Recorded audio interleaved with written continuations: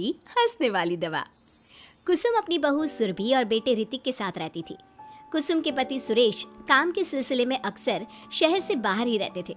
एक दिन वो अपने घर आए और कुसुम के लिए बहुत सारी दवा लेकर आए। भाग्यवान, कहाँ हो तुम? अरे आ गए आप। इस बार बहुत दिनों में आए और मैंने आपको जो घुटनों के दर्द की दवाई लाने के लिए कहा था वो तो लाए हैं ना आप? हाँ, तुमने जो भी कहा था वो सारी चीजें ले आया हूँ। बस आप एक गिलास पानी तो पिला दो। सुरभि, एक गिलास पानी तो लाना। सुरभि जल्दी से पानी लेकर आती है। सुरेश सुरभि के सर पर हाथ रखता है और उसका हालचाल पूछता है। बहू, ये तुम्हारी सास के लिए मैं कुछ दवाई लाया था, तुम देख लो ये दवा। तुम्हारी सास तो है भुलक्कड़, किसी और दवाई की जगह कोई और दवाई खा लेगी तो लेने के देने पड़ जाएंगे। सुरेश एक एक करके सुरभि को दवाई बताने लगा।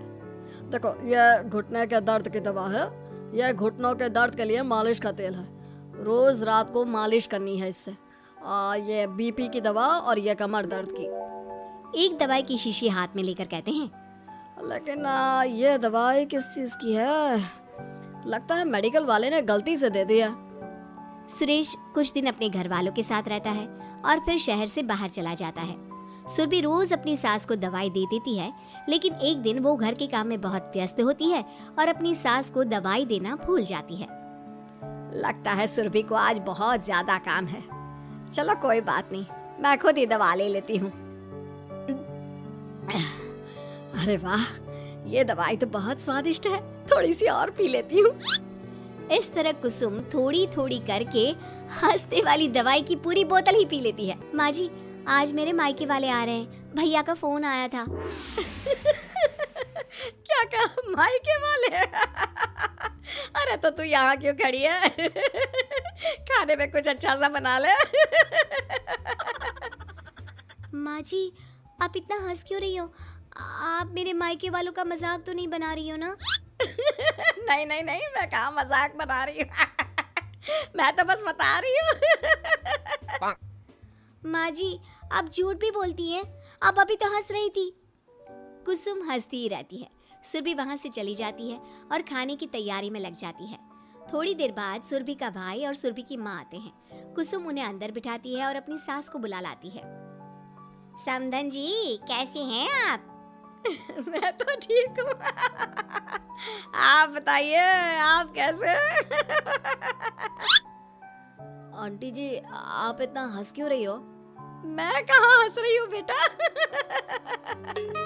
जब कुसुम लगातार हंसे जा रही थी तो उन्हें इंसल्ट फील हुई और वे वहाँ से जाने लगे। अच्छा बहन जी, हम चलते हैं, आपकी मेहमान नवाजी का बहुत बहुत शुक्रिया। सुरभि की माँ जा ही रही थी, तभी उसका पैर फिसल गया और वो बहुत तेज गिरी। माँ, आप ठीक तो हैं? अरे बहन जी, आप ठीक तो हैं? आपको चोट तो नहीं लगी ना? आप मुझसे पूछ रही हैं या मेरा मजाक उड़ा रही हैं? बहन जी, पहले तो आप इतनी बदतमीज नहीं थी, लेकिन अब क्या हो गया है आपको? माँ, आप ठीक तो है ना? अंदर चलिए, मेरे कमरे में आराम कर लीजिए। नहीं सुरभि, हम जा रहे हैं, हमें अपना मजाक और उड़वाने का शौक नहीं है। और सुरभि, तुम अपनी सास का इलाज कराओ। इस तरह सुरभि के मायके वाले चले गए तो सुरभि का गुस्सा चौथे आसमान पर था। उसने अपनी सास से कहा, माँ जी, आपने मेरे भाई और मेरी माँ के साथ ऐसा क्यों किया? अगर आपको उनका यहाँ आना अच्छा नहीं लगा तो आप मुझसे बोल देती, इस तरह उनकी इंसल्ट करने की क्या जरूरत थी? नहीं बहू, मैंने कुछ नहीं किया। अरे भला मुझे क्या पड़ी है जो तेरे घर वालों का मजाक उड़ाऊंगी? देखिए माँ जी, आप अब भी हंस रही हैं। आपसे तो बात करना ही बेकार है। सुरभि वहां से चली जाती है। अगली सुबह सुरभि को बहुत तेज बुखार हो जाता है और कुसुम उसे आवाज लगाती हुई उसके कमरे में जाती है। सुरभि, सुरभि, क्या हुआ? अभी तक सो रही हो तुम? क्या हो गया? माँ जी, मुझे बहुत तेज बुखार आ रहा है। अच्छा, ठीक है, ऋतिक को बुलाती हूँ। माँ जी, मुझे बुखार आ रहा है और आप हंस रही हैं। अरे नहीं बहू, मैं कहाँ हंस रही हूँ? वो तो मेरी हंसी रुक ही नहीं रही है। माँ जी, जब आपकी तबीयत खराब होती है तो मैं आपका कितना ख्याल रखती हूँ और आप मुझ पर हंस रही हो। चले जाओ आप यहाँ से। बहू सुन तो सही।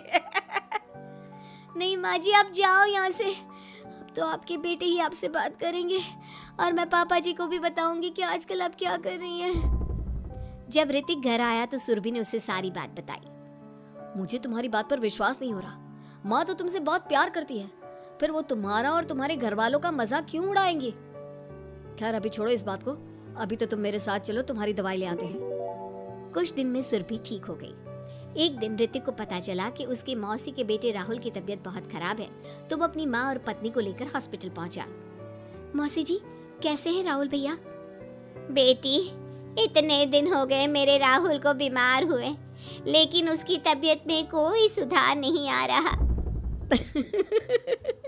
अरे छोटी, हुआ क्या है राहुल बेटे को? कुछ बता तो सही। माँ, आप हंस क्यों रही हो? कहाँ हंस रही हो बेटा? मैं तो अपनी बहन के बेटे के लिए परेशान हूँ। माँ, ये क्या तरीका है? रहने दे बेटा, ये तो मैंने सुना था कि मुसीबत में साया भी साथ छोड़कर चला जाता है।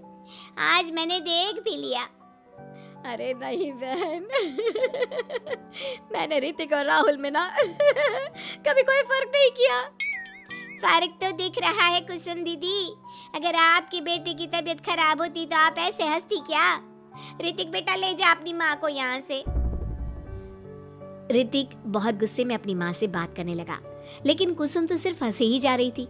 ऋतिक ने अपने पापा को फोन करके बुलाया और उन्हें सारी बात बता दी। बेटा, तेरी माँ तो अपने घर वालों से बहुत प्यार करती है और वो बहुत समझदार है। वो ऐसी हरकत कभी नहीं कर सकती। जरूर कोई ना कोई बात है। कल मैं उसे डॉक्टर के पास ले जाऊंगा। शाम को खाना खाने के बाद सुरभि कुसुम को दवाई देने के लिए गई तो उसने देखा कि दवाई की वो बोतल तो बिल्कुल खाली थी जो सुरेश गलती से ले आया था। सुरभि ने वो बोतल सबको दिखाई। अरे, ये दवाई तो गलती से आ गई थी और मुझे तो पता भी नहीं कि ये किस मर्ज की दवाई है। कुसुम, क्या तुमने ये दवाई पी थी? हाँ जी, एक दिन जब वो काम में लगी थी ना, तो मैंने ये दवाई पी कर देखी थी। मुझे दवाई बहुत स्वादिष्ट लगी तो मैंने सारी पी ली। माँ, आपको दवाई स्वादिष्ट लगी? अरे आप भी बच्चों जैसी बात करती हो। ऐसे कोई भी दवाई नहीं पीनी चाहिए, इससे कोई बड़ा नुकसान भी हो सकता है। मैं अभी डॉक्टर से पूछ कर आता हूँ। ऋतिक डॉक्टर के पास गया और कुछ देर में वापस घर आकर सबको बताया। माँ ने जो ये दवाई खाई है ना, ये हंसने वाली दवाई है और माँ ने एक साथ बहुत मात्रा में दवाई खाई है, तो इसका असर थोड़े समय तक तो रहेगा। उसके बाद माँ बिल्कुल ठीक हो जाएगी। अच्छा हुआ जो तू डॉक्टर से पूछ कर आया, नहीं तो हंसते हंसते मेरा पेट ही दुख गया है। तुम जब तक पूरी तरह ठीक नहीं हो जाती घर पर ही रहना, और घर पर कोई मेहमान आए तो उससे बात मत करना। आप ठीक कह रहे हो, मैं ऐसा ही करूंगी। अब मैं बिल्कुल हंसूंगी। कुसुम की बात सुनकर सभी हंस पड़े।